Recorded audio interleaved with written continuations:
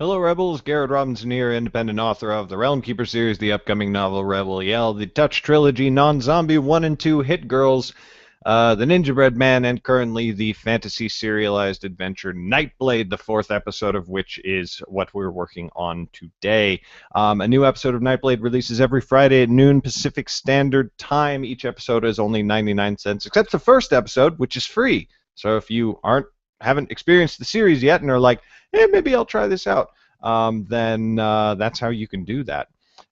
This is my show, VlogaNovel, where I live create books for you on streaming web video, everything from outlining, writing the first draft, editing, formatting, and publication, and cover design, all takes place on this VlogaNovel YouTube channel. And a couple things for you to know. You can buy this book in the link in the blue section of the screen below my face, garrettbrobinson.com/nb-4. It's right there. And the first episode is free at garrettbrobinson.com/nb-1. That page contains links taking you everywhere. You can get it on Kindle, iBooks, whatever you want to do. So we are currently narrating the audiobook, which also serves as the final copy edit of the book. So without further ado, let's get right into that. Oh, and if you're watching this live on YouTube, then you can comment, and I will see your comments in the little comment tracker right there, and I will be able to answer.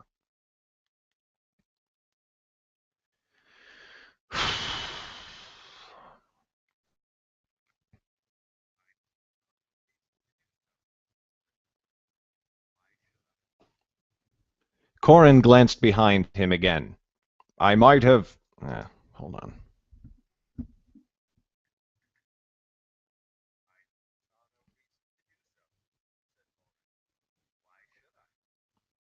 Corin glanced behind him again. I might have done things differently. Was this your intention? Do they require you to be placed within the prison? They. The constable's emphasis on the word had been unmistakable. Who were they? Lauren knew only that it must have something to do with her dagger. They do not, said Lauren. I must remain free to carry out their work. And, she added, struck by inspiration, to continue my pursuit of the wizard. Got people springing up Google Hangouts.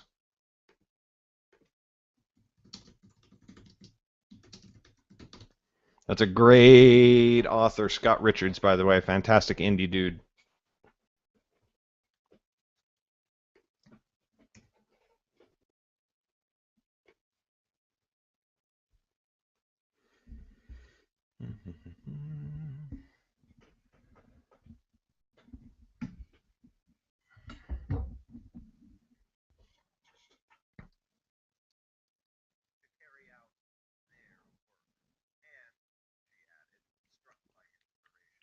To continue my pursuit of the wizard. Corin's eyes flooded with relief. Then I am not entirely derelict in my duties. Find him, then, and bring him to their justice. Though I wish it were the king's, I think he will find yours less to his liking. Indeed, said Lauren, her heart racing. Could this mean what she thought?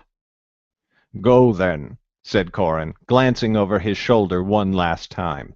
He shoved her hunting knife and her bow into her hands, and Lauren hastily returned them to their places. I shall make it look as though you overcame me, and when you return to your masters, tell them that I helped you. I will, said Lauren, in an earnest tone she did not have to feign. And I promise you, Constable Corin, they will be grateful. She turned with a whirl of her black cloak and started down the alley. But a thought seized her, and she turned back one last time. Constable, she said, where did the girl's mother go, the merchant Damaris? Corin's lips pressed tightly together. The Wormwing Inn in the north of Cabris. But if I may advise my lady, I would warn you away from that place. Her guards will seek you out most eagerly, and they do not share our mutual respect for your masters. Your advice is well given and well heeded, Constable Corin, said Lauren. Fare thee well." She turned again and vanished into the alley with a flutter of black cloth.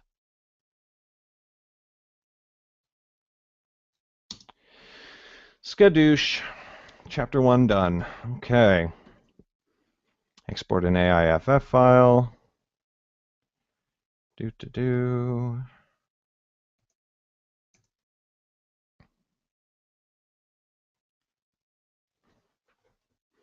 I am now strongly regretting naming the constable Corin after the main character's name is Lauren.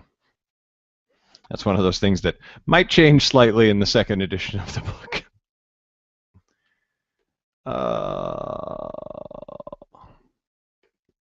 Or not. Who knows? Who cares? I care.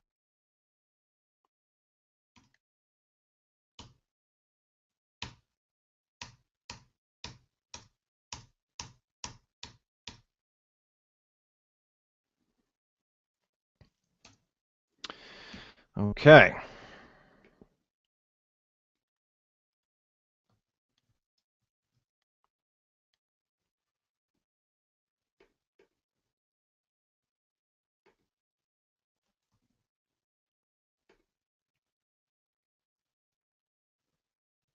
Chapter 2.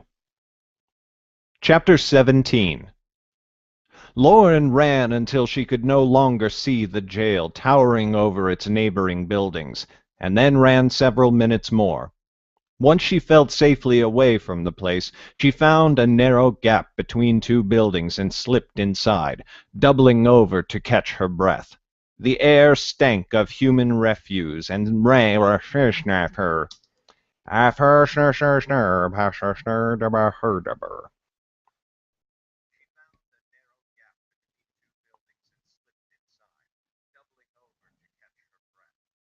The air stank of human refuse and rang with the sounds of shouting men and crying children. Lauren decided that she rather hated the city. She must find Annis. Perhaps the girl had abandoned Lauren to the constables, or perhaps she had planned to return and rescue her, but Lauren must give her the benefit of the doubt, and not just for honor's sake. Lauren knew precious little about Cabris or the lands beyond, and Annis seemed wise in all the ways Lauren was not. Her eyes roved up and down the narrow alley, wondering which way to proceed. Her absent mind set fingers brushing against the hilt of her dagger. Her eyes snapped to it. What was this thing she carried upon her hip that could entrance a constable into abandoning his duty? Who were they, the mysterious unknown people that Corin had spoken of? The dagger seemed altogether more useful now, but altogether more dangerous. For anyone powerful enough to sway a constable must surely have enemies, enemies just as powerful. But whatever Corin knew of the dagger, not everyone shared the knowledge. Damaris had seen the dagger, but granted it no special significance. Some shadowed knowledge, then, some great secret surrounded the thing. Lauren wondered if she would ever learn the truth. For now, she must think only of finding Annis.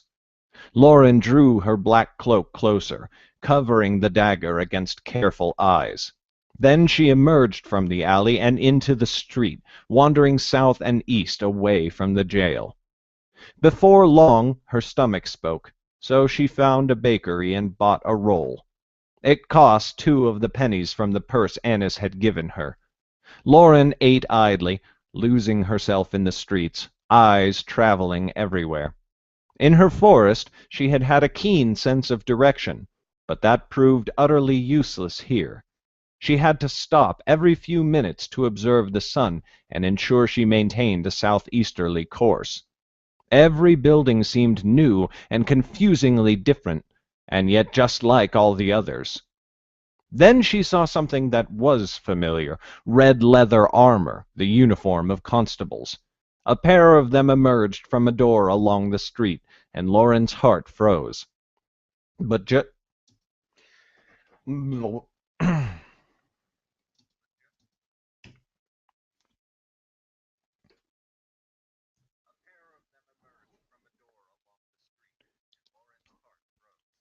But just as she readied herself to flee for the nearest big mic boom on the on the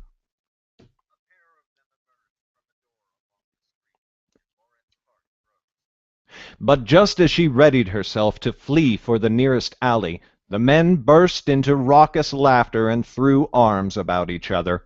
Together they stumbled off down the street, and from inside the building Lauren heard many loud voices raised in laughter and song. A tavern, then. Lauren breathed a sigh of relief, but she resolved to keep a warier eye. Soon Lauren found herself coming under the gaze of many passers-by. Some eyes roved the length of her fine black cloak, others fixed upon the bow at her back.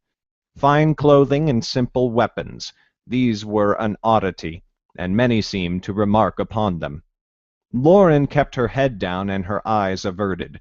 She did not wish for tales of a green-eyed girl in a fine black cloak to reach the constables. It would not do to rely very heavily on Corin's protection.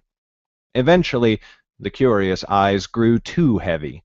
Lauren ducked down the next alley she found, feeling better as her wariness abated. She thought of removing the cloak and stowing it in her travel sack, but that might worsen things considerably. Lauren had well noted that she looked different from most in Cabris. She had seen skins of all hues, but few as pale as hers. Let's change that to complexions.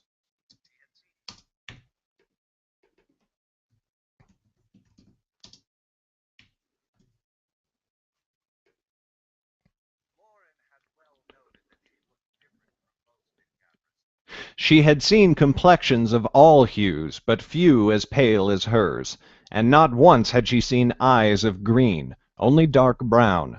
Her auburn hair seemed the worst, though. Its copper glow in the sun would be most memorable of all. No, she must retain the cloak, which brought its own kind of attention. Perhaps she could find a simpler cloak, but she had seen no clothiers, and did not know where to look for one. Lauren walked a bit further down the alley to find a surprise. Where she thought it ended, instead it split off, both left and right. Both directions proceeded behind the buildings for many yards before turning once more. Perhaps she could make her way through the city in the shadows, then. Annis had even said something about hiding in the city's poorer parts when they entered. If Annis still walked free, she would likely seek out the dark corners behind buildings as well. So Lauren followed the alleys, keeping to the shadows of taverns and houses. She had to walk over unsavory puddles and gingerly sidestep piles of refuse, but at least she avoided most eyes. Every so often she saw desolate beggars and cripples, all curled up in corners. Some of them looked at her with interest, and one or two rose, but Lauren flashed the dagger at them, and they vanished. That gave her a little thrill within her chest, and she found herself growing more confident. Soon she made a little game of leaping from darkness to darkness, avoiding the sunlight at all costs. She fancied that she looked a bit like Menet, dancing with his shadows. When a beggar would look up at the sound of her footsteps, she would dart to the nearest doorway, and wrap herself in blackness until they looked away. After a while, she tired of the game.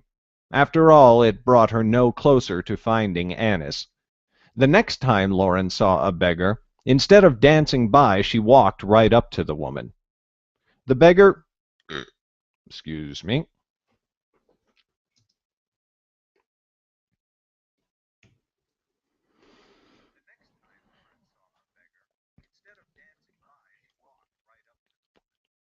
The beggar seemed impossibly old, her face holding more wrinkles than space in between. Still, her shriveled eyes glinted bright within their sockets, and those eyes rose sharply at Lauren's approach. Lauren kept an easy look on her face, but her hand hovered ready for the dagger. "Well met, friend," said Lauren. "Mayhap you could help me." "Mayhap not as well, for I've got no friends," said the woman. She had a voice like an iron pot flung down a rocky slope. "It depends on what help ye seek, and what gifts ye have for those who aid ye out of the goodness of their hearts." Lauren smiled and reached to her belt. From her coin purse she pulled a silver penny. But when the woman pushed forth grubby... I'm going to go grab a water bottle. Keep the...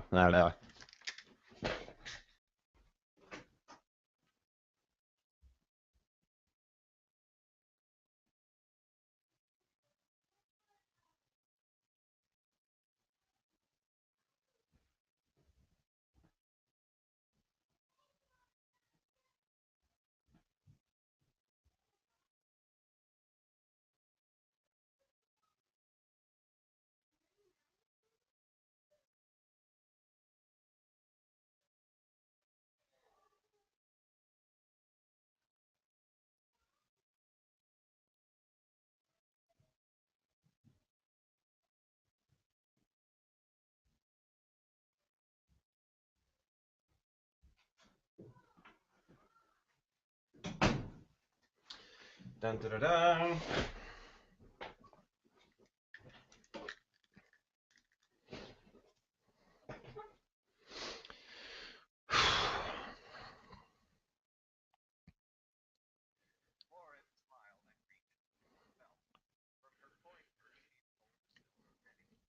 But when the woman pushed forth grubby hands to claim it, Lauren danced it back on her fingertips, a trick she'd learned from Bracken long ago.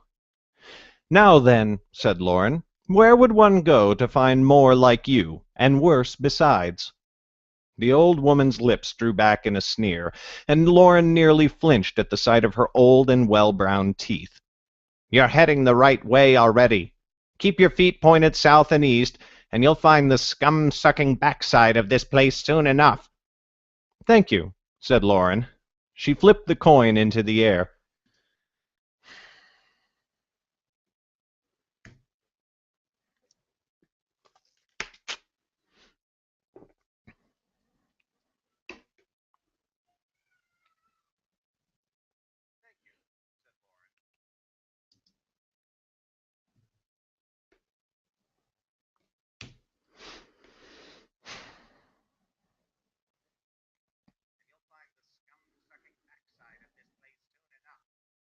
Thank you, said Lauren. She flipped the coin into the air, and the beggar woman caught it deftly, shoving it up her sleeve. Lauren pulled another from the coin purse. Another thing. I seek a young girl, perhaps one running from constables. She stands as high as my chest, with skin like the night and a fine purple dress. Have you seen her? The old woman shrugged. See all kinds I do, and not just here. Oft times I make for the streets where folk are plentiful and their coins more so. I seen plenty like what you say along the street. Young nobles' daughters love to flounce about on their pretty ponies with skeet stick.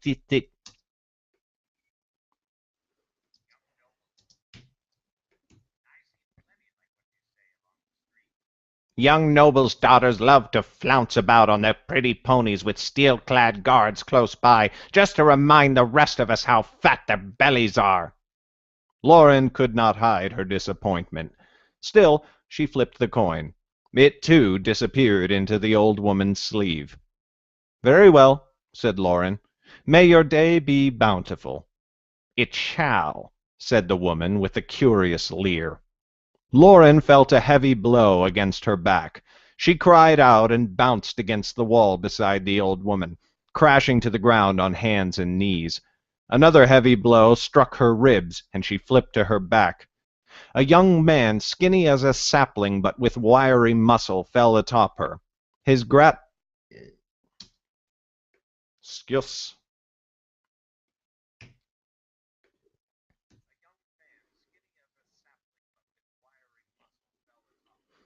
His grasping fingers seized her wrist as she went for the dagger, while his other hand groped at her coin purse. Younglings don't do well to flash around so much silver, said the old woman, looking down at Lauren with vicious amusement. They get all kinds of eyes on them what they don't want. We don't want to open you up, girl. Give us what else you may. Atop her, the young man gave a mad laugh as his fingers wrapped around the coin purse. But if he thought Lauren a helpless young maid far from help and home, he thought wrong. Not for nothing had Chet refused to tumble with her after his third try. The man attacking her held her dagger hand, but neglected the other as he reached for the purse. Lauren clapped it against his ear. The young man released her wrist, howling, and Lauren brought the hand hard against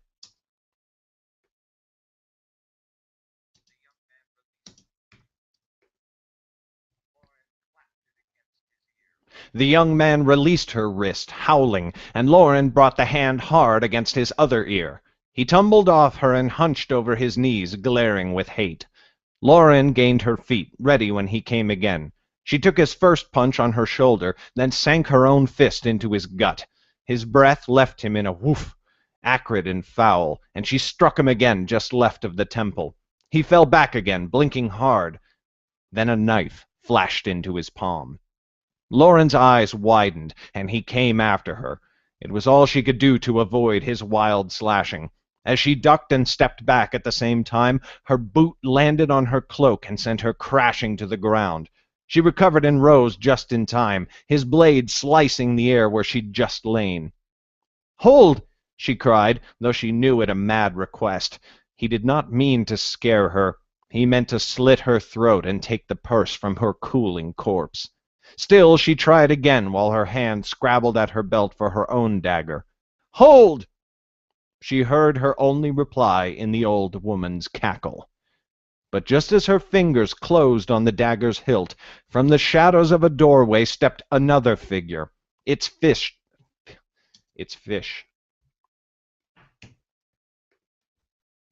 I think my wife is taking children to bed.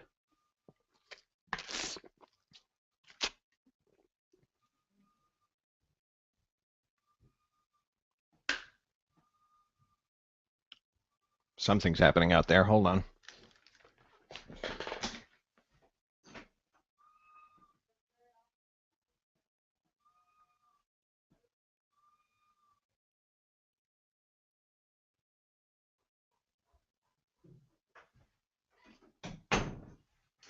Yeah, maybe I'm hearing things.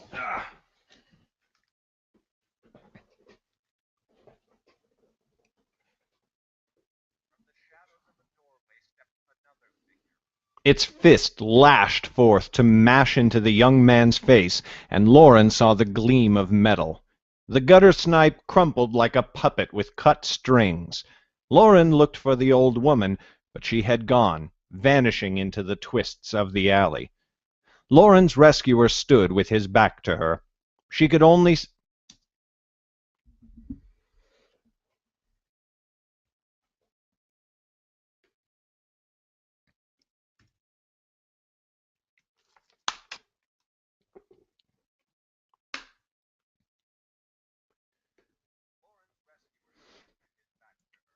She could see only a red cloak thrown over broad shoulders, above which a shock of gray hair spoke of age.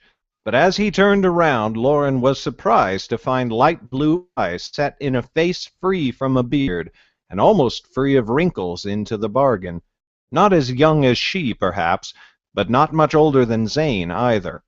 Still, she could not deny the heavy wisdom that weighed in those eyes. The man had a face that Bracken would have called a grandfather's soul in his grandson's head. Her fingers relaxed on the hilt of her dagger and emerged from her cloak. Those old eyes caught the movement. He studied her for a moment as though thinking, and then spoke in a soothing voice. "Did his blade kiss you?" Lauren shook her head. "No, I am no stranger to knife fights." She was, but thought it might not be wise to admit it. This man could be a thief as well, and if so, he seemed more capable than the gutter snipe. He smiled at her words, and she wondered if he heard the lie in them. But all he said was, "Indeed." Silence stretched for a distance that neared awkward. Lauren studied the man while pretending to look anywhere else. He stood of average height, but something in his composure made him appear much taller. Lauren felt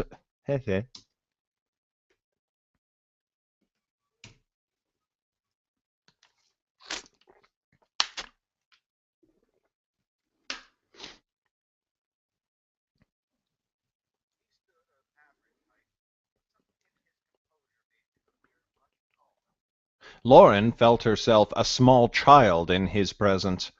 Under his dark red cloak he wore a shirt and sleeves of chain, as well as gauntlets of gleaming steel that folded over themselves. Some strange symbol clasped the cloak at his throat. Three... All right, that's definitely kids coming upstairs.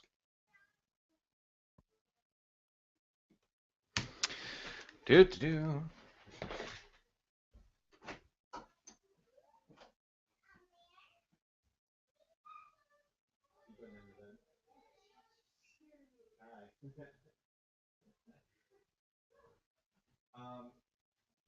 What about next?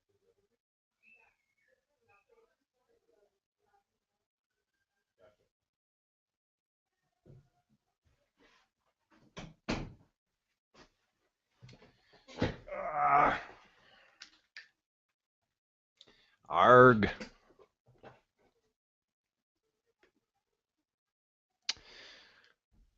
We're going to need to wait a second for that to settle down. Let's talk about magic, huh? Let's work on the magic system while we're waiting.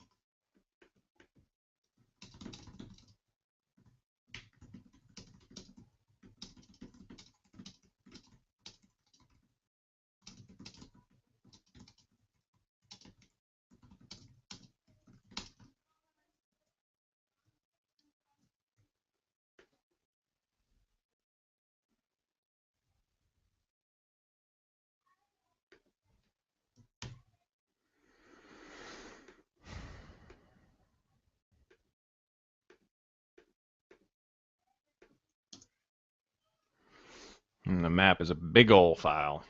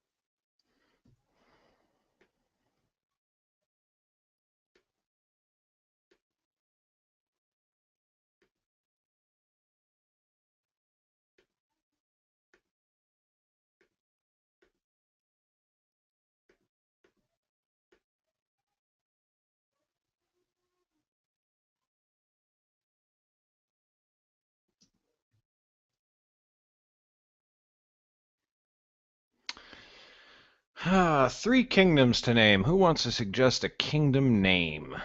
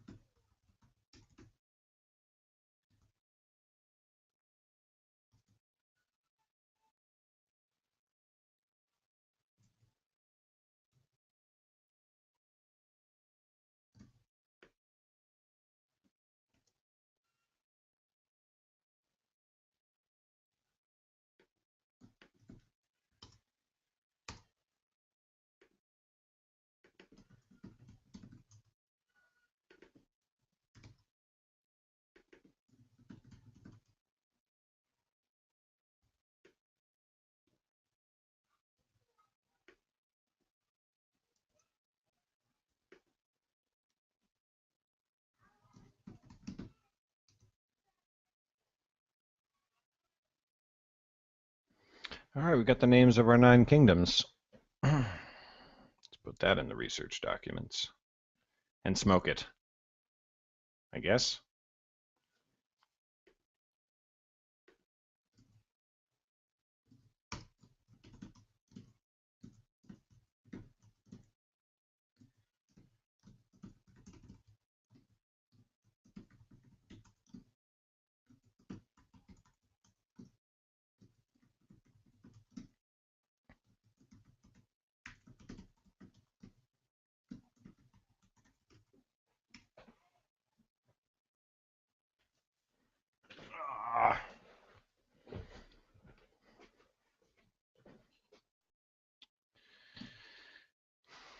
All right, sounds like it's quieted down out there.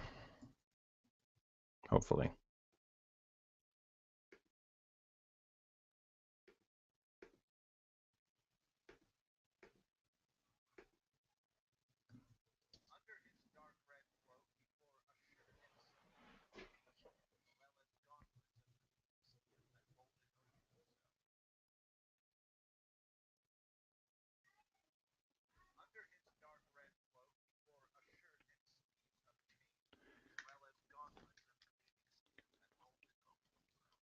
Some strange symbol clasped the cloak at his throat.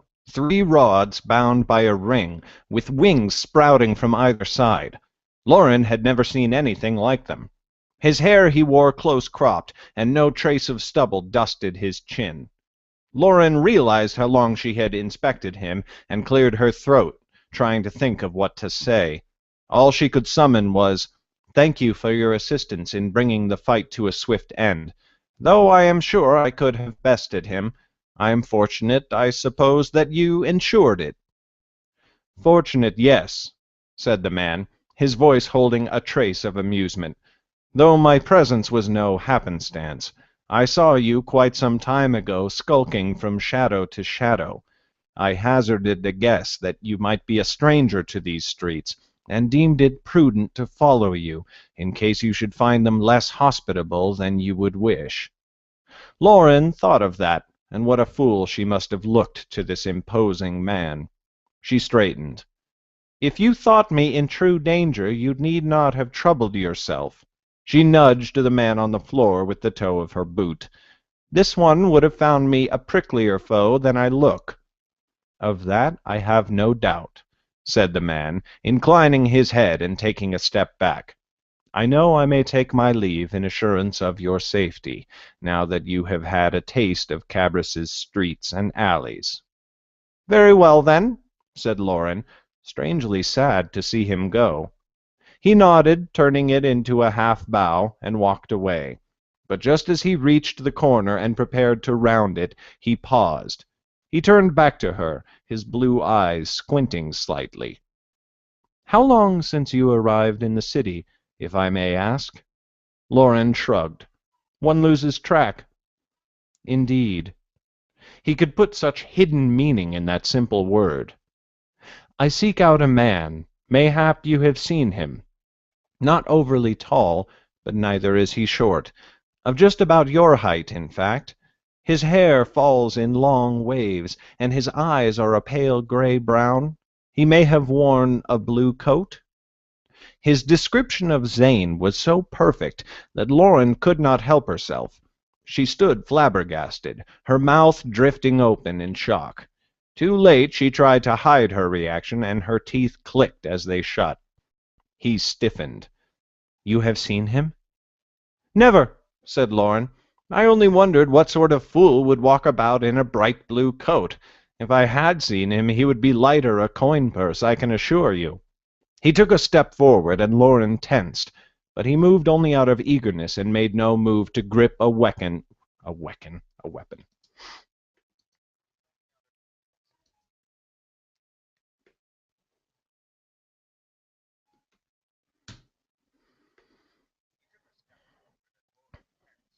But he moved only out of eagerness, and made no move to grip a weapon or attack. "It is most urgent that I find this man. I would offer a mighty reward for any information that led to his location." He drew back his red cloak to show his belt, and Lauren saw 2 fat purses hanging there. But she also saw a sword. Almost she felt tempted, but something held her back. All she had told the constables they had known before they captured her. She knew nothing of this man or his intentions, and whatever Zane had done, he had not earned her betrayal. So she shrugged and raised her eyebrows. "Gladly will I take your purse if it weighs so heavily at your belt, but I fear you would gain nothing from the purchase. I'll admit an urge to lie and give you worthless information, but I'll not cheat a man who just tried to save my life, needless though his aid might have been." The man studied her a long moment, and Lauren felt bare beneath his piercing blue gaze. "I do not seek to harm the wizard," he said in an even voice. "I ask you to remember that. If by some chance you should discover something about him, I would beg that you find me. While I remain in the city, you may find me at the Wormwing Inn." He turned and disappeared.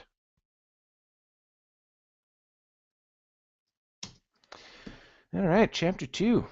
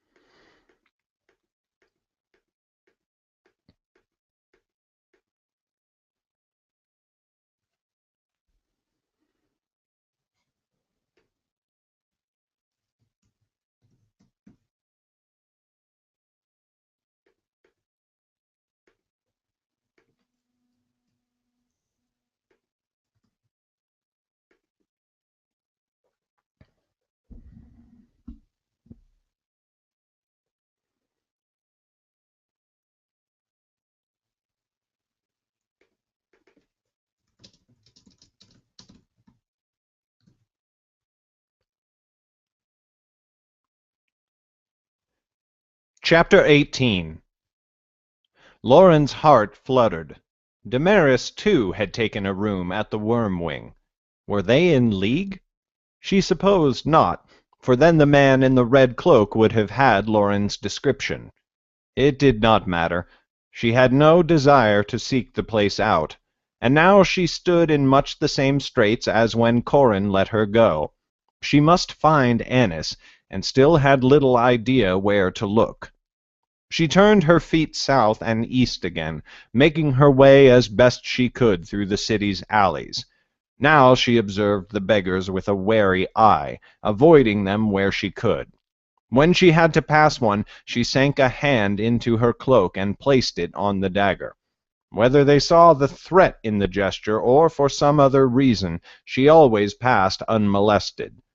Soon the alleys grew sparse, the streets more plentiful, and the difference between them diminished.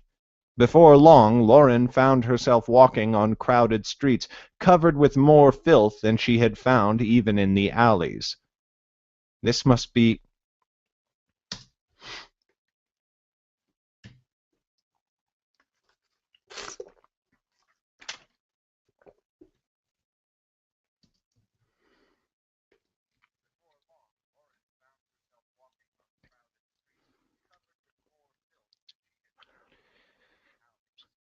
This must be the area Annis spoke of, she thought. But when she found a wide square to gain some sense of direction, still she could not see the city wall. If anything, Lauren felt more lost than when she began her search. If I walked in Annis's shoes, what would I do? Thought Lauren. A child used to wealth, raised into plenty,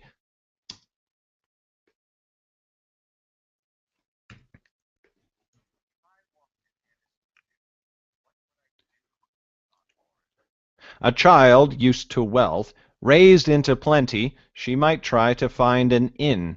Then again, she might find no inn of high enough quality for her. She might shed her wealthy clothing for a beggar's rags to blend in, but then again she might find such rags too louse-ridden and threadbare. In truth, Lauren knew little of what Annis might do. How could she know the mind of a girl brought up into wealth and privilege? Other than fleeing their families, they had nothing in common. Lauren felt a nagging in the back of her mind. Once again she drew eyes from passers-by. Here her fine cloak stood out like ebony amid a birch copse. Whatever court... Herp.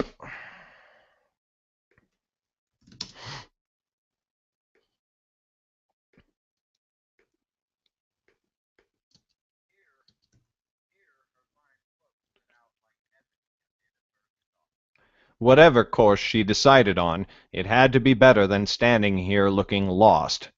She chose a direction and struck out, walking as though with a purpose. She soon noticed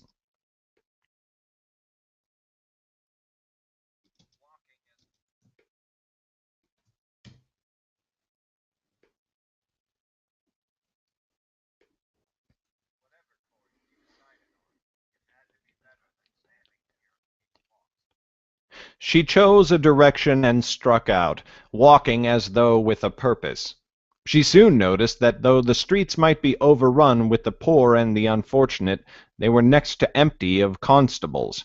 She saw only one, leaning against a wall to whisper in the ear of a woman whose skirt rode far too high. Lauren looked away hastily. Even she knew the purpose of such a conversation as that.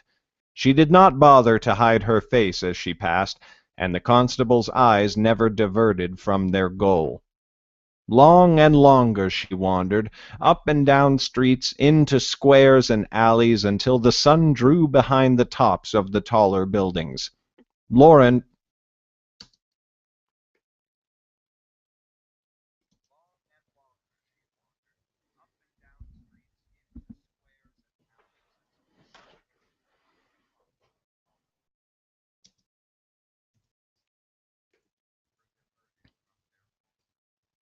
Long and longer she wandered, up and down streets, into squares and alleys, until the sun drew behind the tops of the taller buildings. Lauren watched it with growing anxiety. She did not desire to wander these streets come sundown. That meant she must find an inn for the night, but how could she know which one to choose, one where she might still live come morning? She could not help but think that Annis would know what to do. When her stomach growled in protest once again, she stopped in at a tavern to order a stew. She paid extra to take the bowl and wooden spoon, certain she had overpaid, and took the stew with her into the street. She did not wish to pause her search for even a moment. Annis might wander by at the exact time Lauren stopped her search. She had neared the end of the bowl when a street urchin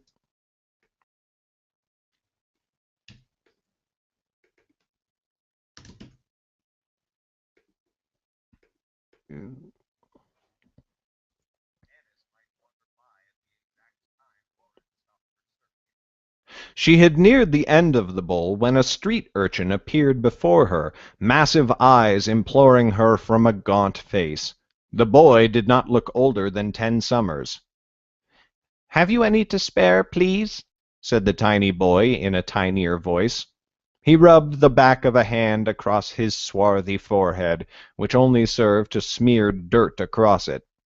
Lauren's appetite vanished. The stew had grown cool anyway.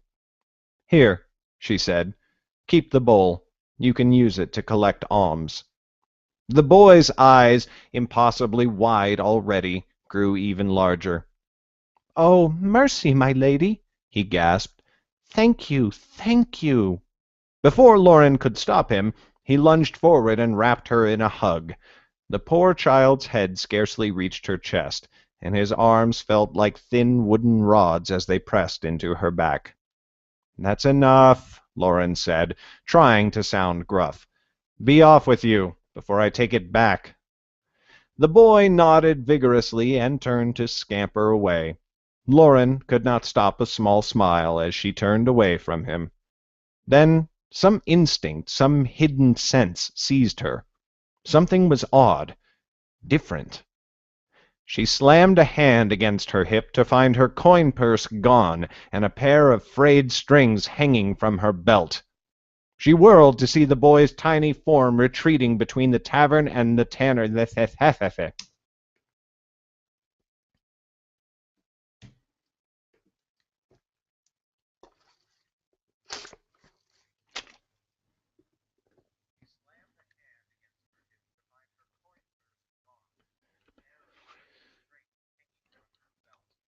She whirled to see the boy's tiny form retreating between the tavern and a tanner's shop next door.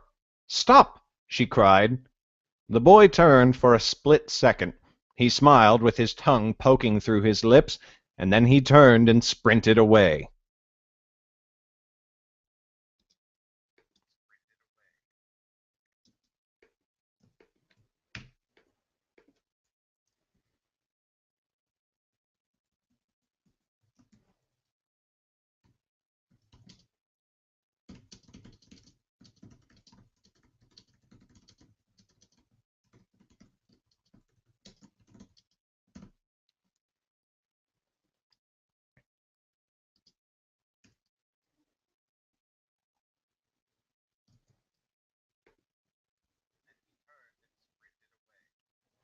"Does no one in this city keep their thieving hands to themselves?" cried Lauren, and chased after him.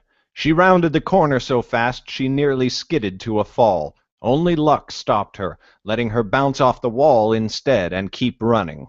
The boy fled like a rabbit, any trace of frailty or weakness gone, as his bare, filthy feet pounded across the stones.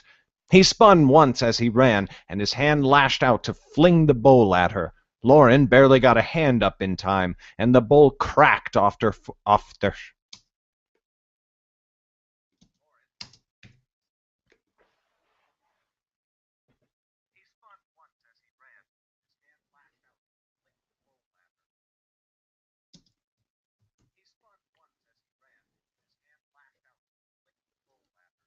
Lauren barely got a hand up in time, and the bowl cracked off her. Oft.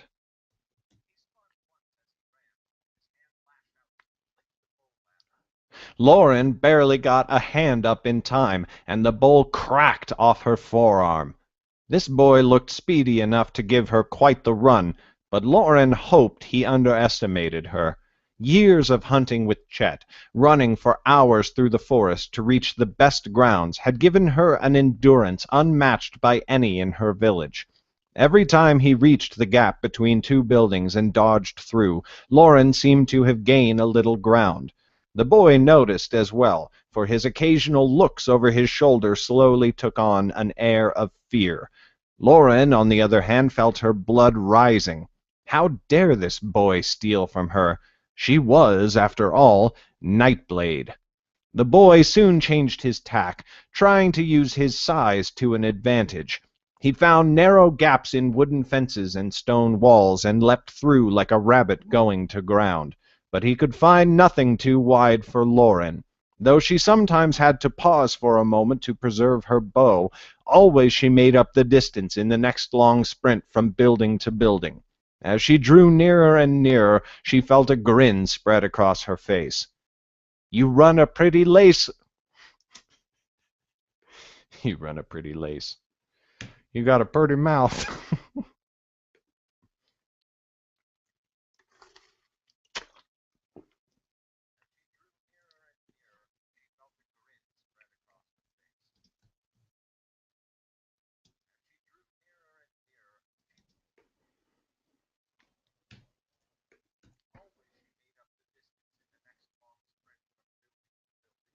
As she drew nearer and nearer, she felt a grin spread across her face.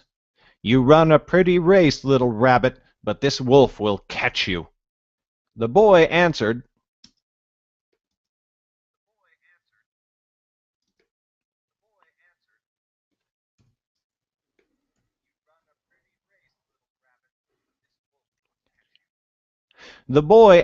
by increasing his pace. He diverted course suddenly, running straight for a wall that had a tall wooden gutter affixed to it. He seized the gutter in his hands and propped his feet against it, shimmying up like a bear cub climbing a sapling tree.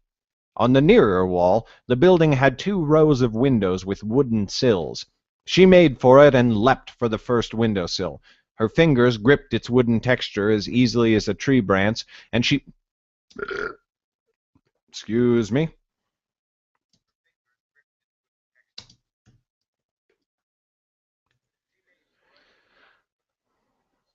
Her fingers gripped its wooden texture as easily as a tree branch, and she vaulted up to seize the next one. She pulled hard and pushed up with her feet, leaping to seize the edge of the shingle roof with her fingertips, then hauling herself up. The roof sloped gently upward. She ran up it and reached the peak just as the boy scaled it. He barely had time to look up in surprise before Lauren took him in a flying tackle, slamming him hard into the shingles. The boy cried out, more from fear than pain, and tried to squirm away beneath her. But Lauren wrapped one arm around his torso and used it to flip him face down, then caught his neck in the crook of her elbow. You would do well to...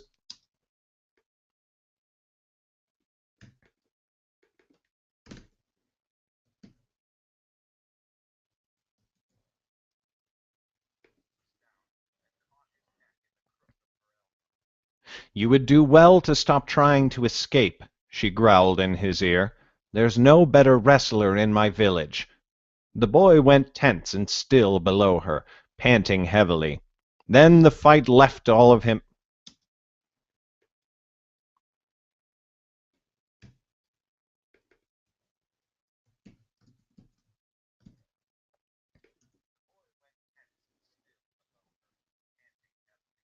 Then the fight left him all at once, and he went limp.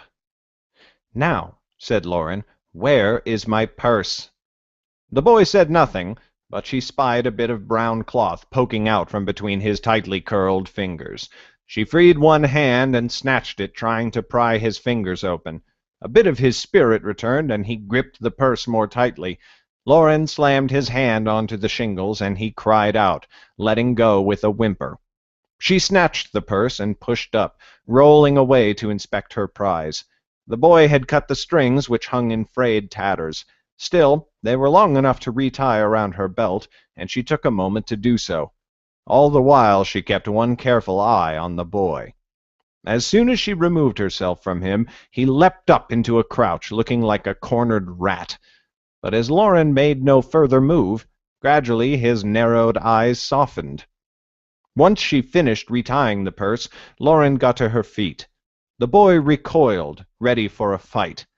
But Lauren only dusted herself off, and then flapped her hands at him as if shooing off a cat. Go on, then. Off with you. Be gone.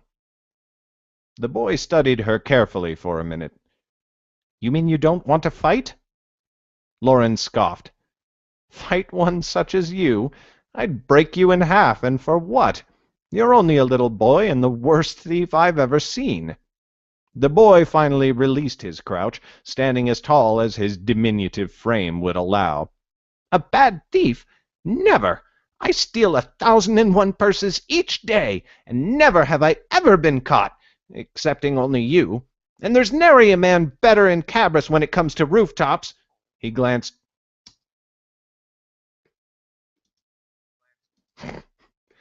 That was a stomach growl, ladies and gentlemen.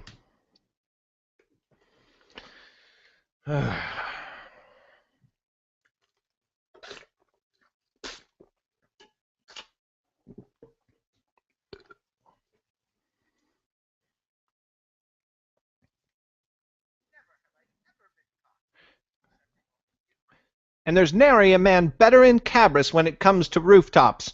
He glanced at the gutter he'd climbed, and then eyed Lauren ruefully. Well, excepting only you, I suppose.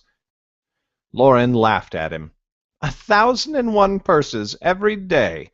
Then you must be the wealthiest man in the 9 kingdoms. How could you even count them all? I know my numbers better than a wizard, the boy boasted. And my letters as well. I could have been a scholar if I'd been born in a noble house, and a wiser man you'd never have seen. Lauren rolled her eyes. She'd never learned to read, and might have been impressed by his boasts, if she'd thought there might even be a crumb of truth to them. Very well, Master Scholar, or was it wizard, or thief? Consider me honored to be in your presence. Now remove yourself from mine, before I give you a beating you'll not soon forget. He scowled, trying to look fierce, but his...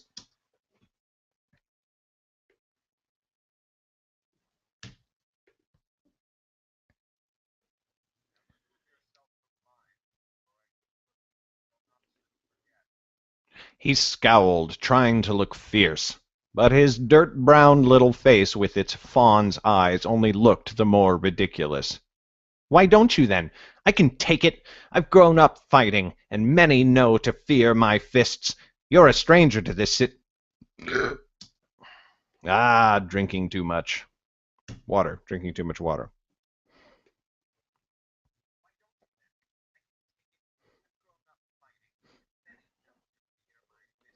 You're a stranger to this city, clearly, if you've never heard the tale. He put his hands up to demonstrate, waving them back and forth as though he might throw a punch. Lauren seized a wrist and used it to spin him around, then caught his feet with her other ankle. She lowered him gently to the roof rather than letting him crash down, then put a foot on his throat to hold him there. He lay there for a moment, blinking as though unsure quite what had happened. "Oh, I can see the strength of your fists most clearly," said Lauren. "How can I have thought to challenge such a mighty warrior?" "I am mighty," he said, hitting her boot with his free fist. "I'm Auntie's favorite. She always says so." "I do not—" And the monster cars drive by. One day I'm gonna have an office with like soundproofing everything everywhere. It's gonna be perfect. It's good. Green screen if I want to. I'm just gonna have things. Oh, things and the capability to use them.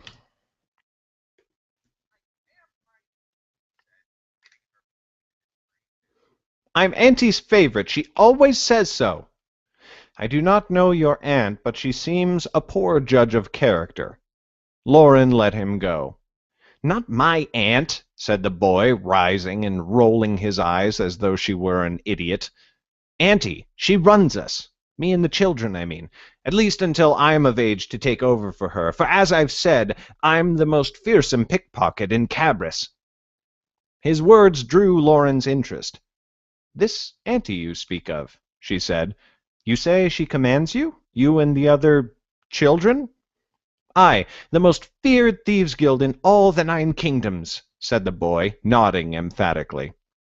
"And you all pickpockets? Cut purses?" The boy shook his head. "Only the smallest, like me. Everyone thinks we're too young to be a threat. The bigger boys, Auntie has them do the heavy work. Steal from wagons, taverns, and inns, jobs of that sort." Lauren's pulse began to race, and an idea formed in her mind. The boy surely exaggerated, but she had heard tales of thieves' guilds from Bracken. The old man had said that gangs of pickpockets and burglars roamed the underbelly of every great city in the 9 kingdoms. They knew the city better than anyone. Thieves delved into the cracks and corners and crevices that no one else dared explore. What better way to find Annis? And failing that, where better to begin her new life as Nightblade? She could not remain in Cabris by herself forever, but what if she had a dozen or more companions to help keep her hidden? Her mind made up, she drew up and placed her hands on her hips. Her eyes grew hard as she did the thing.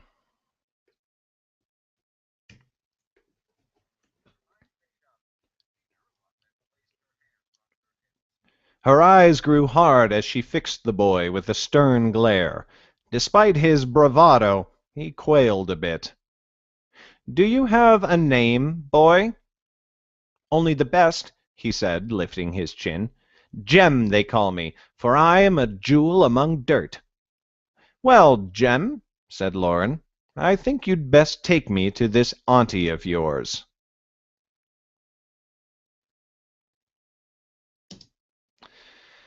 And that's chapter 3. Ooh, and that's the longest chapter. No, sorry, chapter 2 is the longest chapter. But that is still a very long chapter. And it's done. It's freaking done.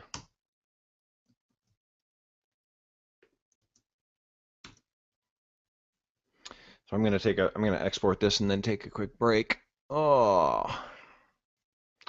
is it really already 10:30? My God.